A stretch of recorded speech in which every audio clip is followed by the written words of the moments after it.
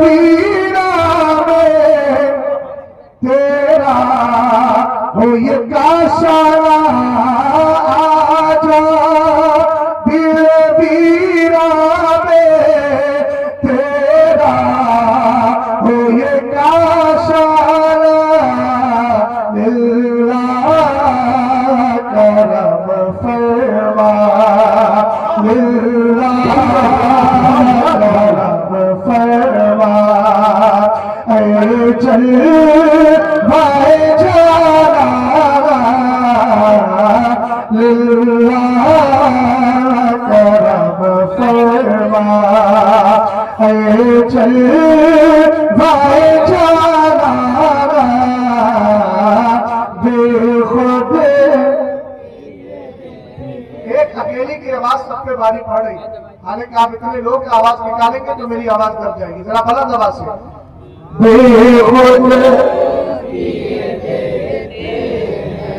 انداز ہی جبارا عادل میں تجھے ایک دعا کریں، اتنا تو کرم کرنا اے چشم کریم والا، اتنا تو کرم کرنا اے چشم کریم والا، جب جان لبوں پر ہو، جب جان لبوں پر ہو۔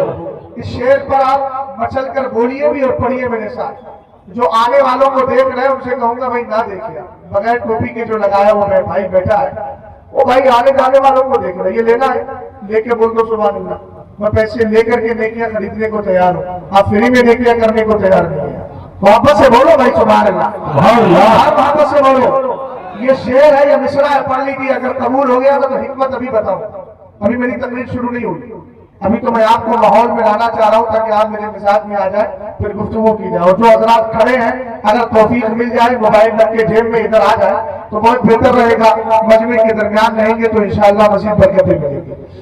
اتنا تو کرم کرنا اے چشم کریم والا، اتنا تو کرم کرنا اے چشم کریم والا، جب جان لبوں پر ہو، جب جان لبوں پر ہو، تم سامنے آ جانا، جب جان لبوں پر ہو، تم اچھا بیدم فارسی میں یہ دعا کیوں کی ہے؟ جب جان لبوں پر ہو تم سامنے آ جانا، فائدہ بتا دو۔ حضرت امام عالی مقام سے پوچھو، 72 کی قربانی، 72 زخم، آخر میں گردن مبارک بھی، تنے پاک بھی، سر پاک بھی تنے پاک سے الگ ہو گیا، آپ کو تکلیف ہوئی کہ نہیں ہوئی؟ تو امام عالی مقام کا جواب سنیے گا، ہمارے بزرگ اب میری طرف تھوڑی دیر توجہ کریں، مولانا سردار صاحب قبلہ کہتے ہیں تو قبلہ مان لیجیے، تو دیر میں کیا جاتا ہے نا، میں کعبہ ماننے کی بات نہیں کر رہا ہوں، قبلہ جہت کو کہتے ہیں، سمت کو کہتے ہیں، تو میری طرف آپ کہہ لیں چونکہ میں قبلہ خطابت ہوں، قبلہ صلاۃ میں آپ فتویٰ نہ لگائیے، میں نے پہلے اپنی وضاحت کر دی، میں دفعہ دفعہ مقدر کے طور پہ پہلے بتا دے گا، غور فرمائیے گا، آخر امام عالی مقام نے اتنے زخموں کو برداشت کیسے کیا؟ اگر میری طرف آپ نے توجہ سے دیکھ کر اس بات کو نہیں سنا تو میں آپ کو عقل مندوں کی جماعت میں شامل کر لوں، میری مجال میں اب کس میں شامل ہوں گے وہ آپ کو فیصلہ کیجیے۔ امام عالی مقام سے پوچھو، آخر آپ نے اتنے زخموں کو برداشت کی، آپ کو تکلیف نہیں ہوئی؟ تو پہلا جواب تو امام عالی مقام کا یہ ہوگا، سرکار فرماتے الا ان الشہید لا یجد الم القتل الا کما یجد احدکم الم القتل۔ سرکار فرماتے ہیں شہید جب شہادت کا جام پی رہا ہوتا ہے اور اس کی گردن کٹ رہی ہوتی ہے، اس کو گردن کے کٹنے کا اور شہادت کا صرف اتنا ہی احساس ہوتا ہے جیسے میرے اور آپ کے چیوٹی کے کاٹنے پر احساس ہوا. دوسری بات یقین سے بتائیے گا، ہم ہزاروں زخم، ہزاروں تکلیفیں، ہزاروں مصیبتیں برداشت کر رہے ہوں، لیکن دافع البلا مصطفیٰ کریم نظروں کے سامنے آ جائے تو سارا درد ختم ہو جائے. اور باقی عالی مقام کی بارگاہ سے جواب ملے گا، ابن عباس کی حدیث یاد کیوں نہیں کرتا بھائی؟ حضرت عبداللہ ابن عباس نے کہا تھا، ابن عباس رضی اللہ تعالی عنہما قال رأيت فيما يرى النائم بنصف النهار رسول الله صلى الله تعالى عليه وسلم أشعث أكبر بيده قارورة فيها دم، فقلت يا رسول الله ما هذا الدم؟ قال هذا دم الحسين وأصحابي، فلم أزل ألتقطه منذ اليوم فأوصي ذلك الوقت فأجد قد قتل في ذلك الوقت. آپ فرمائیں گے عبداللہ ابن عباس کی روایت کو ذہن میں رکھ.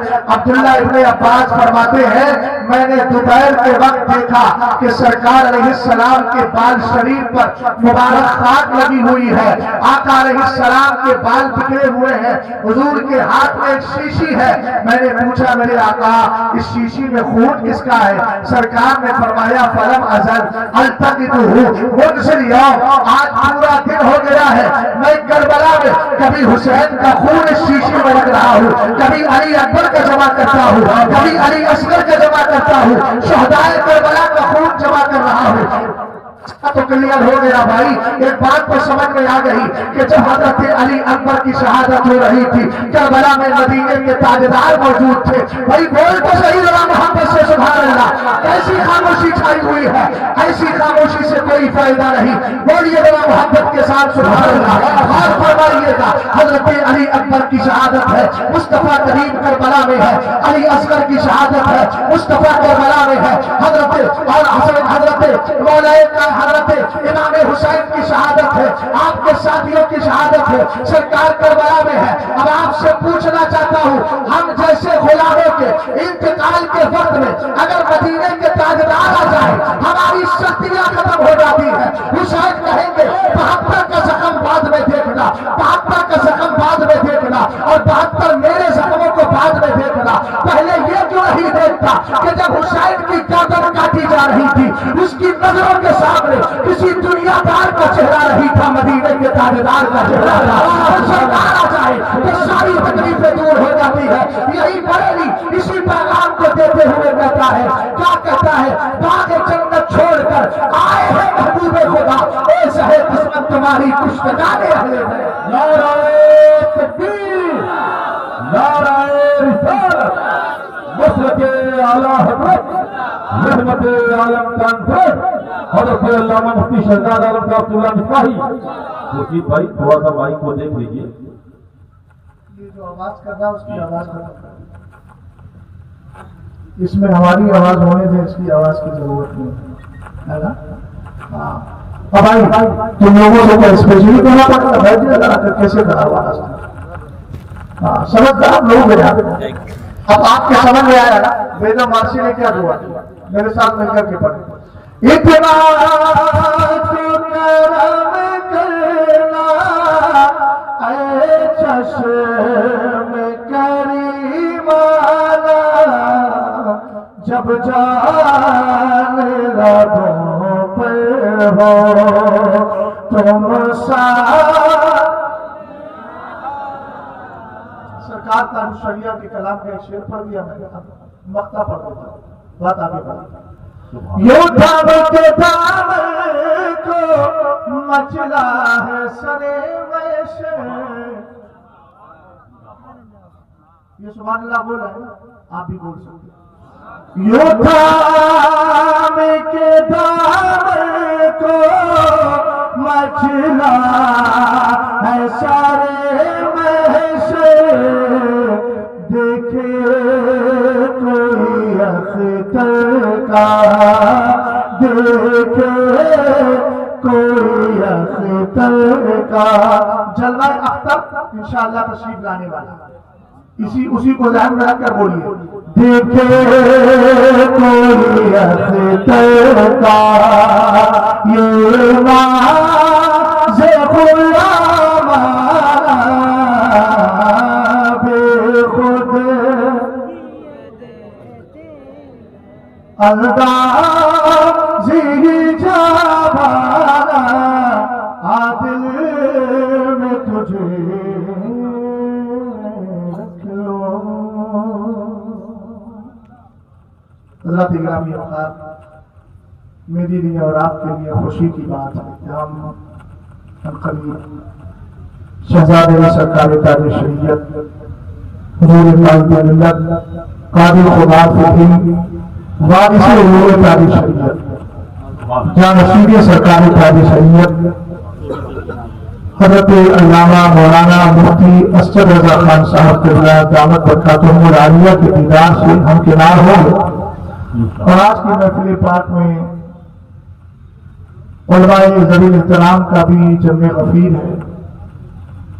میری بات آپ نعت خوانی سے بات کریں گے، ہندوستان کے ایک مشہور شاعر جس کو زمانہ جناب اسد اقبال کلکتوی کہتا ہے، اور ساتھ ہی مناظر اہل سنت استاد العلماء فقیہ عصر حضرت علامہ مولانا مفتی اختر حسین صاحب قبلہ